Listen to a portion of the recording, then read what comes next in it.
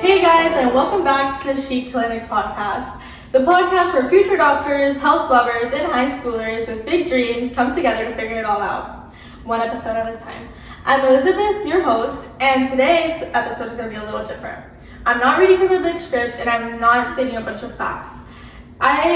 Today's going to be more personal. I'm just going to talk to you like if we were on FaceTime, and I'm telling you what it's actually like to shadow doctors and going to summer programs like NSLC at Yale and the Conference of Future Medical Leaders. Like what I really saw, what I learned, what surprised me, and how it all helped me grow. So yeah, let's just get into it. So segment 1, shadowing at Bay Points of Dermatology. Okay, so first off, shadowing, it's an amazing experience. At first I was really nervous, but it honestly helped me see how much I loved medicine. So I shadowed at Bay Points of Dermatology, which is a dermatology center in Coral Gables, and it literally changed how I viewed medicine. I thought it would just be checking moles or helping people with acne, and yes, that is a part of it, but I didn't expect to see the emotional part of the field. Like watching a patient cry, breaking down, like because her skin condition was ruining her confidence. And the dermatologist wasn't just treating her skin, but she was also comforting her like a therapist. And that really hit me hard because there's so much on the emotional impact you help with on the patient. So also there's so much science behind the smallest treatments. Every product, procedure has a reason behind it. It made me want to study the why more than the what. And seeing biopsies being taken, well, I mean, it's kind of gross to other people or like people that don't like it, but honestly it's pretty cool and amazing if you do like medicine. It was a really interesting part that I got to experience. Also, quick tip, if you ever get the chance to shadow, just do it. Doesn't matter what field it is, as long as it's medicine and you know that's what you want to do, just get into it.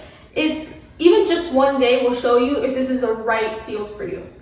Segment 2, my summer at Yale, NSLC medicine and healthcare. So then came Yale. And I was really nervous because I thought everybody would be smarter than me or already have their life figured out, but no. It turned out that we were all just there to learn and grow. And I met some amazing friends who were just as passionate as I am. And one thing that stood out to me was our diagnosis simulations. We got to act like real physicians and tried to like figure out what was wrong with the patient based on their symptoms.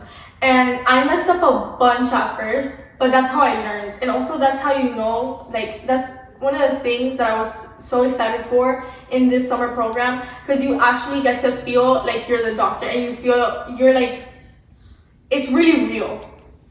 The leadership workshops were also just as amazing and powerful. Like we weren't just learning medicine, but we were also learning how to lead with empathy, which is a huge part in the medical field because obviously you have to connect with your patients, you have to know how to be a leader, and etc.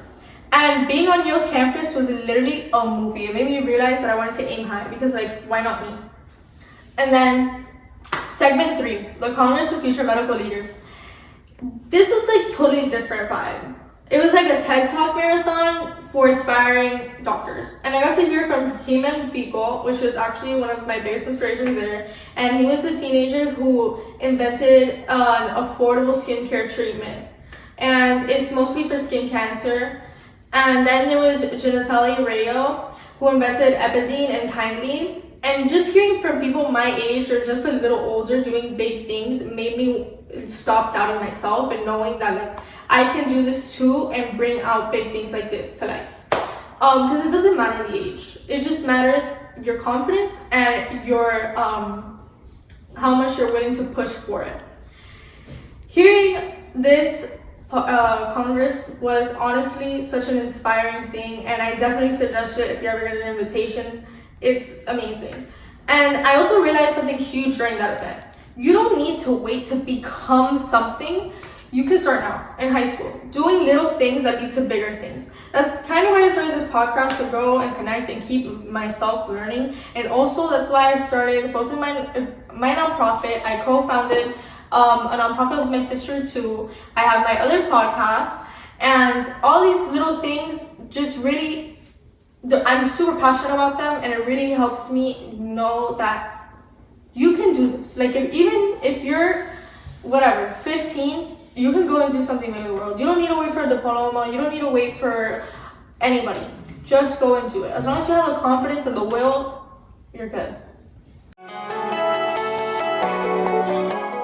So then, segment 4, what I wish I knew before. So looking back, I wish I told myself one thing. Well, 3 things.